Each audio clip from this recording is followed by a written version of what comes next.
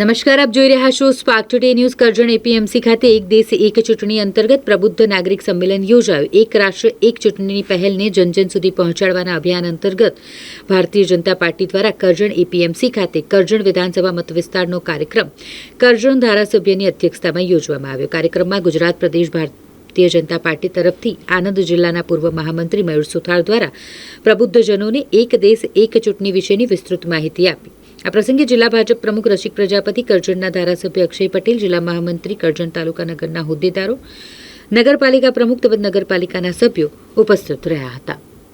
એક રાષ્ટ્રીય એક ચૂંટણી અને વિકસિત ભારત સંકલ્પ યાત્રાની અંદર સન્માનીય મોદી સાહેબનું જે સપનું છે એમાં ગુજરાત આખાની અંદર 182 વિધાનસભાની અંદર આ કાર્યક્રમો થઈ રહ્યા છે. ત્યારે એમાંનો આ કરજણ વિધાનસભાની અંદર એક રાષ્ટ્ર એક ચૂંટણીનો કાર્યક્રમ પ્રબુદ્ધ નાગરિક સંમેલનમાં વક્તા તરીકે અમારી વચ્ચે ઉપસ્થિત મયુરભાઈ સુથાર, અમારા ધારાસભ્ય, અમારા સૌ જિલ્લાના હોદ્દેદારો, અને જે આ વિકસિત ભારત સપનું છે એ નીચે પંચાયત સુધી અને તાલુકા પંચાયતના નગરના સૌ સંગઠનના હોદ્દેદારો સહિત અને આ એક રાષ્ટ્ર એક ચૂંટણીનું જે અભિયાન છે એને અમે પંચાયત સુધી લઈ જવાનો પ્રયત્ન કરીશું.